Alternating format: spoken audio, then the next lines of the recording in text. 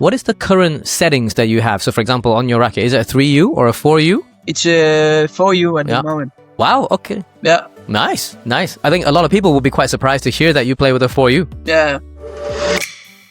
Hey guys, I recently had the opportunity to speak to Alex Lanier about his racket setup in the Average Not Average podcast. His episode has now been released. If you want to check out the full episode, go check it out. I'll link it in the description below as well as up here. We talked about golf, we talked about chess, we talked about his training life and also his racket and equipment in deep dive and also his hatred for bananas. Go check it out, it's quite funny. So one thing that really stood out from this whole discussion about his racket setup was him using a 4U racket. I personally was a bit surprised because he is one of the most explosive and most powerful player in terms of men's singles on the world tour currently, and as a top 10 pro, he is using a 4U lighter racket compared to a traditional more 3U version. That also means he's not struggling to generate power from a lighter racket, and he said it himself that he wants to be able to generate power but not at the sacrifice of spending so much energy. And me, myself, having gone through that process of moving from a 3U racket to a 4U version, I can understand why. You don't need to have a heavy racket to be able to generate great power. Let me show you why. So a little bit more background about racket weights here. Numbers are in front of a letter U, and the lower the number, the heavier the rackets. So traditionally, 4U rackets are lighter than 3U rackets, 5U rackets are lighter than 4U rackets, and so on and so forth. In the late 1990s and early 2000s, 2Us and 3U rackets are really popular and really common. Then it was actually quite hard to find a 4U, 5U racket, but nowadays 4U and 5Us are actually really common and really popular. I'd say 4U now is the most popular variant in terms of weight, even at pro level. So there are two things that you need to do to actually check if you can actually benefit from getting more power with a lighter racket. Firstly, you need to ask yourself, what are you looking for in a racket? And secondly, test, and more testing. I asked Alex what he was looking for in his rackets, and this is what he said. What are the characteristics of rackets that you prefer? So for example, that's suitable for you. Like, do you like it crazy stiff? Do you like it super stable? Or how would you describe the racket that you enjoy playing with? I think in general I like when there is a bit of weight in the head, but not that much, as so many people think that I like to play with a lot of weight in the head. That's not that true. And yeah, it needs more or less to be balanced with a bit more weight in the head. And if we talk about the shaft, for me it's also quite good to be reactive.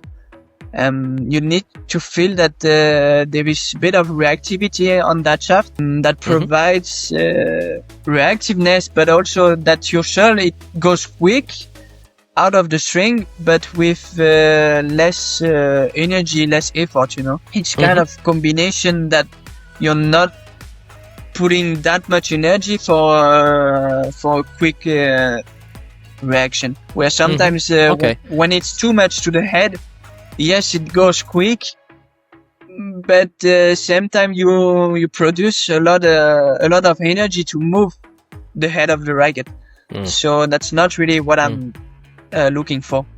And if we then actually look at me from my personal situation, all I wanted to do was be able to keep up with the better players during our matches and training.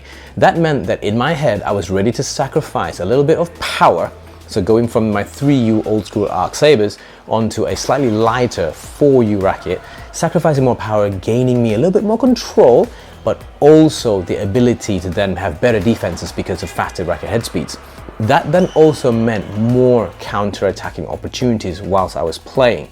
However, as it turns out, because I went from a heavier to a lighter racket, I was actually swinging faster, which actually gained me more racket head speed, which then gained me more power.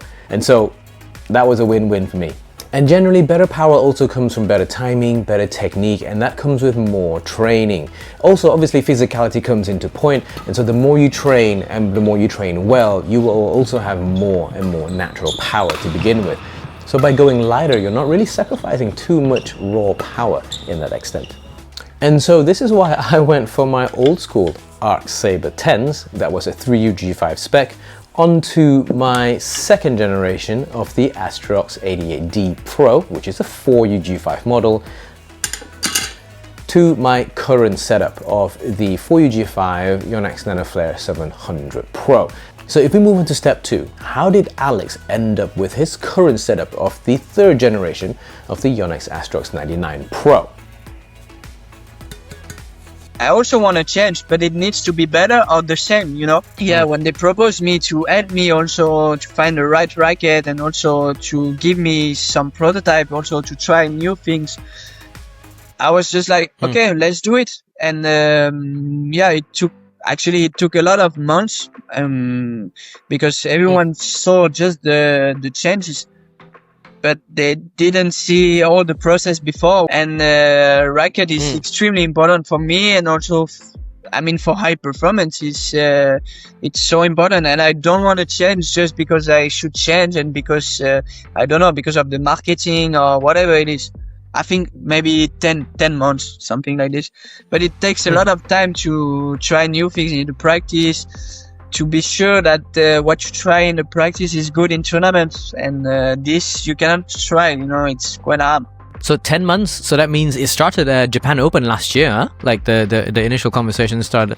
Denmark last year. I'm not sure if many of you know, actually, Alex was playing with the 1st generation OG purple and orange Astrox 99, and that was really a long time ago, and Yonex has stopped production of those quite a while, and so he was hanging on to some of the last rackets that's available on the planet for that model. And even after the 3rd generation of the Yonex Astrox 99 Pro were launched, he still hasn't swapped over. And these are some of the shots that I've taken off him at the Paris 2025 World Championships, where he was still playing with the original Astrox 99. Even though he was the poster boy for the Yonex Astrox 99 Pro, 3rd generation model, he did not swap until he was happy with the transition and the adjustments that he was actually making before going all in, which is his current setup now of the 3rd generation racket. For me, it was also the same because of what I do on this YouTube channel. I have the opportunity to test a lot of rackets, and I make notes of each and every racket that I test. And so I also try to make it more consistent, or as consistent as possible, in that sense where my string and my string tensions are always consistent. That allows me to really feel any changes that I have with the racket in itself. So on top of the strings, I also make minor adjustments from time to time. So you will always notice that I use a yellow grip, and they are the Yonex AC108 Super Grab Pure model, and I use that exclusively on all my rackets and also the ones that I test. That gives me that consistency. However, what you also notice is I tend to wrap my rackets bigger, or the fat end at the base of the racket. So I normally do 3 loops at least minimum before I go up, but for some rackets, because I wanted to change the weight a little bit, I actually do 4 or 5 loops, just so I can actually adjust a little bit of the weight, sometimes more down or up, depending on how I like the racket to be. But this is consistent throughout how I do it for all my rackets. Minimum of 3 loops on the bottom, or 4 or 5, depending on how I want it to be, and then I end up there. See? All the rackets are the same. Also, more recently, I felt that I really wanted that little bit more head weight to my current NanoFlare 700 Pro. And with that, I then apply my premium racket protection tape onto the racket frame itself, just to add that little bit of head weight, because I really enjoy the pliability and also how easy it is to play from the 700 Pro. Hence, I was not willing to change the racket model, but I was able to then adjust and tune the racket head just a little bit more, so it gives me that little bit more pace and comfort when I want it to.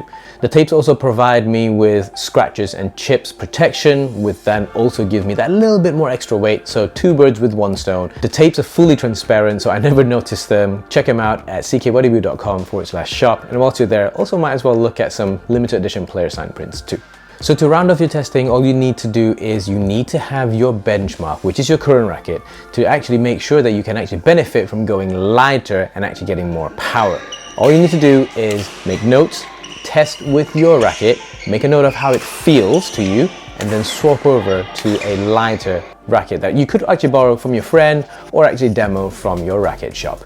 Keep making notes and keep testing, and one day soon you will arrive at your perfect racket setup.